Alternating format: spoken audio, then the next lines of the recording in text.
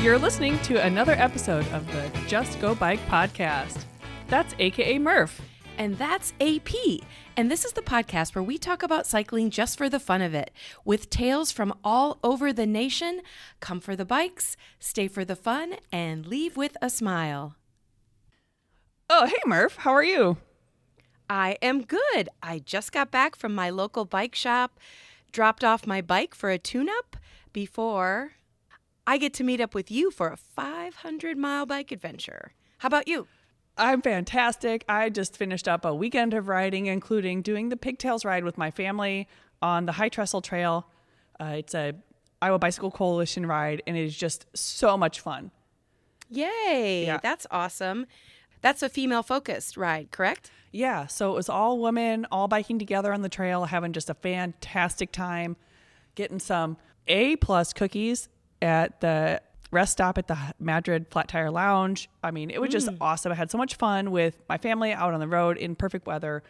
But I've been really getting the miles in, trying to ride. I haven't been able to ride every day in May, but I've been trying to ride as many days as I can in May. So I've been hitting that goal. Awesome. I've been doing the same. I think I've only missed one day so far. So I'm going to try my hardest to complete the month with riding every day. Yeah. Just got to get out there. Yeah, you just got to do it. So last night, I joined a group ride in Iowa City, which was led by the Gravel Scouts. So you can only imagine what kind of terrain I was on. Well, I'm trying to imagine what kind of patches they hand out if they're scouts. I hope you get like a sash with badges on it. But no, they must be a gravel ride, right? Yeah. Gosh, I hope I didn't miss the opportunity for patches and a sash. Yeah. But yeah, they host a weekly gravel ride down in Iowa City, like I mentioned. And I would say last night, I would guess there were almost 100 riders out there. And it was a no-drop ride. So I think the total ride was maybe 22 miles. But about every 7, they would stop like on a bridge or some area and let the entire group catch back up. So it was a really fun night. Oh, that's so cool. I mean, gravel cycling's only been getting more and more popular over the years. I hear a lot of people that never were into cycling or had kind of dropped off of being into cycling, really getting into gravel. It's awesome to see even more people get the biking bug. Yeah. And I think, we're in Iowa, so there's plenty of gravel. I feel like maybe 2 vehicles were on the road the entire time. Oh, amazing. And so it just is such a nice feeling, especially when you have that many cyclists, where if you think about a gravel road, as it gets worn down, the rocks, you basically have 3 tracks from where cars go. And so you kind of have to pick your line. And anyway, it was pretty fun. So can I ask a question? When you're out there on the gravel and a car goes by, do you just get super dusty or do you like duck and cover? What do you do about all the dust? You get super dusty, and I can tell you that my bike was super dusty when I dropped it off at the bike shop today. I'm like, oh my gosh, I probably should have run through the car wash. I'm so sorry. And he's all like, it looks like you're getting some use out of this bike. And I'm like, well, thank you for being nice about it. Yep. So yes, you do get dusty, but almost everybody, including me, wears like kind of like a buff or a bandana that you can slide up over your nose and face when you see some dust ahead of you. Sure. Well, I'm sure it's all just part of the fun too. I mean, you're really out there, you're getting into the dirt, you're really having a good time out there. I love it. So, okay, so before we get to today's episode, can I give a quick shout out? Well, absolutely. Okay, so I looked it up, episode 215. I interviewed a gal who is on a quest to start a project that her father did not finish, and that's to visit every capital. Oh, yes, I remember her. Yeah. Yeah, her name is Sherry Ott, and she's actually a travel expert. She travels all the time. Her social handle is Ott's World. But anyway, she's doing it by bike, this capital to capital, and she's just doing it in chunks when she has availability. Anyway, the reason I'm telling everyone this is because she's planning to bike from Nebraska border to Des Moines on June 1st. Oh, how fun. That's amazing. I know. And it's right before we are heading out on our bicycle adventure, me and you and a few other people. So I'm trying really hard to figure out logistics so that I can join and ride with her as she, makes her way in. That'd be so fun. I mean, but really, she should just wait and do RAGBRAI. I know. Gosh, I tried so hard to say you should do RAGBRAI because then you're on, roads that are full of other bikers, all the people she could meet. Yeah. But she isn't available in July. She's going off to some, I don't know, Turks and Caicos or someplace exotic that is not quite the same as Iowa. Well, she's literally the YouTube video RAGBRAI or Hawaii. And she's chosen Hawaii. Yes, you're right. Yeah. But I'll add the link to her episode in the show notes. And for sure, if there's a listener out there that, A, is into travel and B, is curious about this capital to capital, follow her on the socials. It's, like I mentioned, Ottsworld, OTTS, and then World, Ottsworld. Yeah, that's so cool. Her story is really awesome. If you haven't heard the episode, I'd definitely go back and look it up or follow her on social. So it's just a cool project to be doing. It's fun to bike with a purpose in mind. So anyway, shall we get on to this week's episode?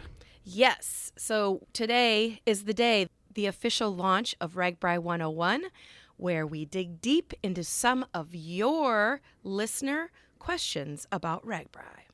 Yeah. All right. So special note, RAGBRAI 101, it's all about the basics of riding across Iowa.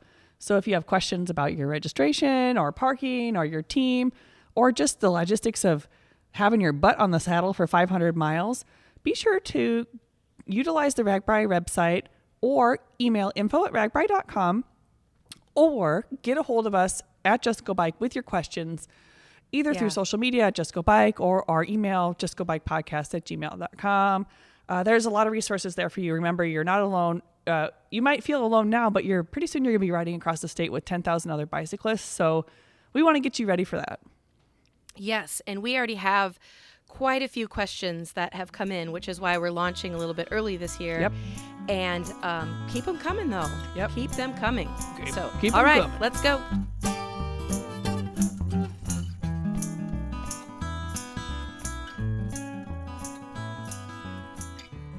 Hi, this is Ben, and I'd like to know more about the history of RAGBRAI and how the towns of Iowa can handle that many people. Thanks, and I really love your podcast. Thanks for the question, Ben. RAGBRAI stands for the Register's Annual Great Bicycle Ride Across Iowa. The 7-day ride takes place the last full week of July each year, and typical Iowa weather is steamy with humidity and temps in the high 80s. It started back in 1973 when 2 Des Moines Register journalists decided to hop on their bikes and ride across the state. They invited the public, and that first year about 200 people showed up to pedal. Fast forward to present time, where 10,000 or more riders plus their support crews take to the rural roads of Iowa and travel from the west border of the state all the way to the Mississippi River. The ride starts Sunday morning and ends Saturday with overnight stops in a different town each night. Daily mileage varies from 50 to 100 miles, and a typical week is about 450 miles. The direction has always been west to east, and each year the route changes, which means the terrain changes as well. I may be making this up, but I've heard the route is west to east because of the wind direction, which at that time of year there is less chance of riders experiencing headwinds. And also the sun. It rises in the east and sets in the west, and most of us would rather have the sun at our backs as the heat of the day sets in rather than in your face. If you've never been to Iowa, trust me when I say this great state is not flat, especially when biking across it. You will soon find out. The executive director and his team scout out the new route each fall, meeting with towns and cities across the state and deciding which journey riders will be taking. Then a big party in January kicks off everything with an announcement of the overnight towns, so that's the first time we find out where we'll be riding in July. From there, excitement starts building and riders get registered and start making plans. There is a fee to ride RAGBRAI. Registered riders enjoy services such as daily gear transport, designated camping areas, state trooper-controlled intersections, en-route medical professionals, and SAG service if needed. Support vehicles must register as well, and they are assigned to a route separate from the rider route. RAGBRAI is a one-way event across Iowa. Tradition has riders dipping their tires in the Missouri River on the west side of the state, and then at the end of the ride, we dip our tires in the mighty Mississippi River on the east side of the state. Now, if you look at a map, you will see there are not always towns located on the Missouri River, so not every year includes a Missouri River tire dip. Some towns will bring some of the river to their town and provide pools of river to dip your tire in, but not always. There are years when it's not safe to get all the way to the Missouri River, so don't sweat it if you don't dip before you start. You will be guaranteed a tire dip and a great photo opportunity at the end. So here you are, you've decided to give this RAGBRAI thing a try and you got registered. Now what? Well, my first RAGBRAI was in 1997. I was hooked and I haven't missed a year since. I've done the ride many different ways. I've camped in the official campgrounds and used the official support trailers. I've done the ride camping in yards within the towns and using a team bus hauling my gear. I've had the luxury of staying in an air-conditioned RV. I've slept in basements. I've slept in a hammock. I've gone self-contained, meaning I've loaded up my bikes with panniers, holding all my gear and clothes and camped along the way. And I have been lucky enough to spend the week in hotels with a real shower and a real bed. Now, most towns are really small and have very few hotels, so the majority of riders camp. So how about a brief overview of what a week of RAGBRAI is like? Whether you're on a team bus, you pay to have a charter bus get you to the start, or you drive yourself, getting there and also what to do at the end of the week needs to be thought through and planned ahead. Typically, the last town will offer long-term parking if you plan to have your vehicle waiting for you at the end. You can find more details about this on the RAGBRAI.com website.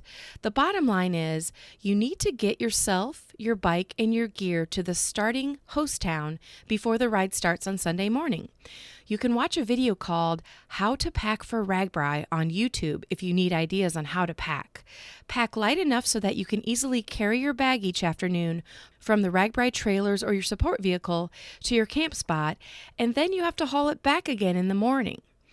I call Saturday Day Zero, and it kicks off with the RAGBRAI Expo. It's an all-day event, so once you get unloaded and have your camp set up, head on over to the expo. The expo is free to attend and has about everything you might think of relating to bicycles.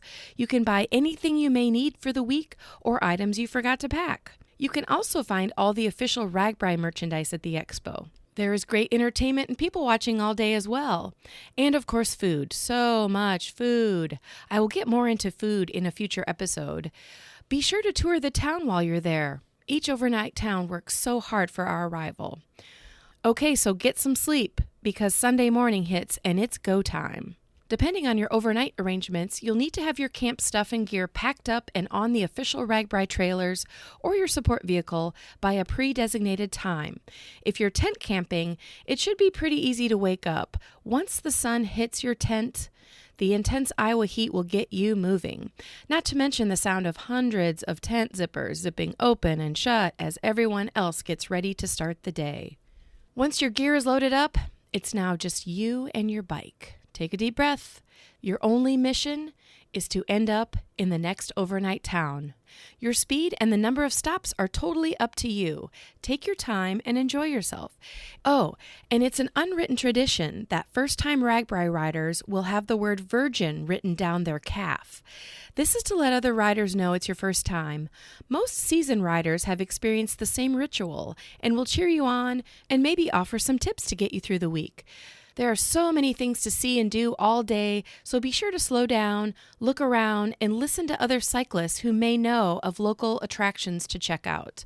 All along the route, you will find vendors with all kinds of good eats, and each pass-through town will be set up for us as well, with more food and entertainment. At the end of each day, you will have arrived in a new town.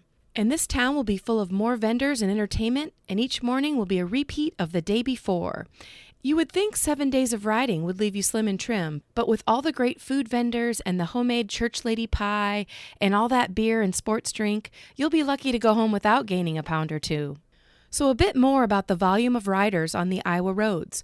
We will have plenty of space to spread out while we ride, but the first thing to remember is that the roads we ride on during RAGBRAI are not closed to vehicle traffic, so you may see vehicles. The RAGBRAI staff works closely with all the towns to help determine alternate roads for local drivers and businesses to utilize on the day we are riding through. So you shouldn't see too many vehicles, but occasionally a semi or vehicle may end up on the route. It doesn't take much for us bikers to get out of their way, and I would bet the driver of that semi or vehicle wishes they were anywhere else but stuck on the road with thousands of cyclists. So be nice, be patient, and be predictable so they can get to wherever they need to go. Are you worried about getting lost? The bicycle route is clearly marked with RAGBRAI branded arrows that are fastened to street signs, poles, and other fixtures along the route. As long as you are on the route during the official hours of 6 a.m. to 6 p.m., there will most likely be other cyclists pedaling near you, so you should never feel nervous about which way to go. Along with these route signs, you can print off maps from the RAGBRAI.com website. You will also find maps in the registration book you will receive in the mail in early July with your registration credentials. Pro tip here, if you go to the expo, several vendors make cool laminated maps that show the elevation, the mileage, the names of the towns for each day that fit nicely in your jersey pocket. So try to grab one. They are free. Okay, the Iowa State Patrol is also set up at most major intersection and direct traffic for us riders. They typically block the vehicles, so we do not even have to stop pedaling. These are some of the coolest cops you will meet, and they stand in their uniforms in the heat all day long to keep us safe. Some of them even have big speakers set up on top of their squad cars to play music for us. Be sure to thank them as you roll through. You may also see 3 or 4 ambulances on the route, along with a couple of medics on motorcycles. Give these guys plenty of room to roll through. They are there for registered riders who get into medical trouble, major or minor. SAG service is also part of your registration, so throughout the day, you will see big vans with huge trailers along the route. These are for riders who may have issues with their bikes or they just can't ride the full route.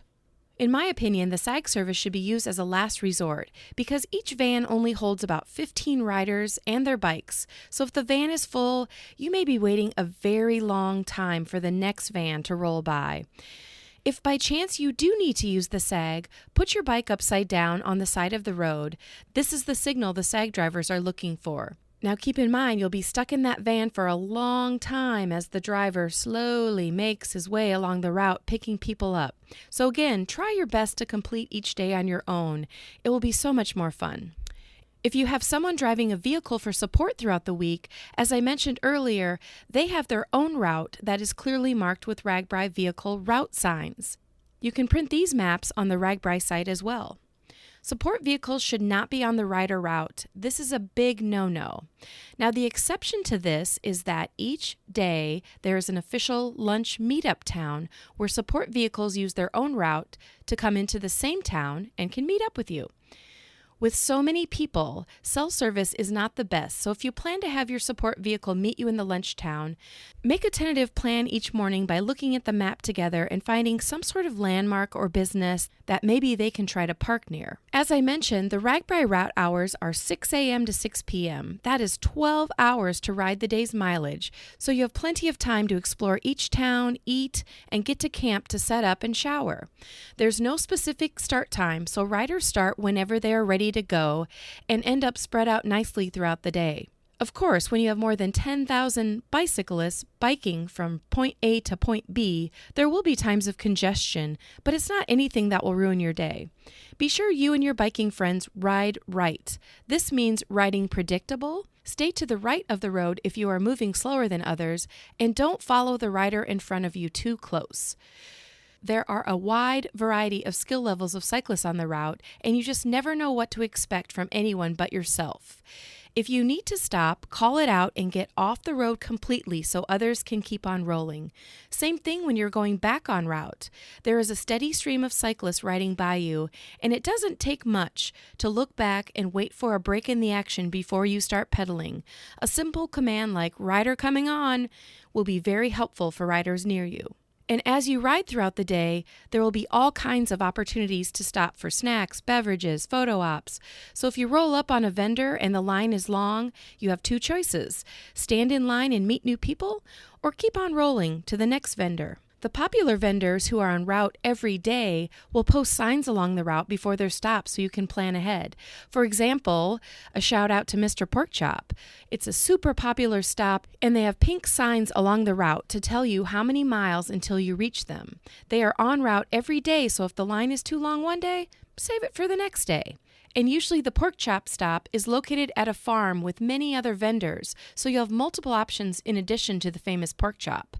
Most vendors are ready for high volume, so the lines move pretty fast, and really, what else do you have to do? So as you tour the great state of Iowa, you will notice many towns have populations less than the total of RAGBRAI riders en route, and probably have never experienced so much spandex invading their community.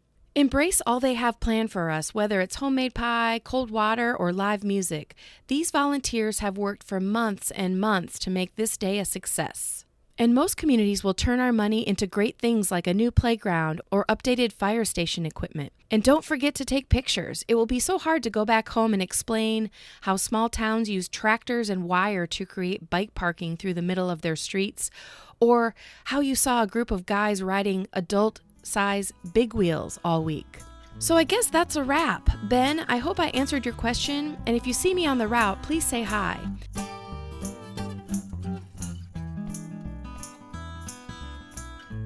Well, listeners, that is it for this week. We both want to thank you for tuning in to listen to the Just Go Bike podcast. And if you'd like to contact us with a comment about the podcast, or maybe you have a topic in mind, you can reach us at justgobikepodcast@gmail.com, or you can also follow us on social media at JustGoBike on Facebook, Twitter, and Instagram. Please rate, review, and subscribe to this podcast, especially if you're a fan. And if you have any extra time, pop on over to the Murphology Podcast for more bike adventure interviews. All right, that's a wrap. We'll be back next week. Until then, just go bike!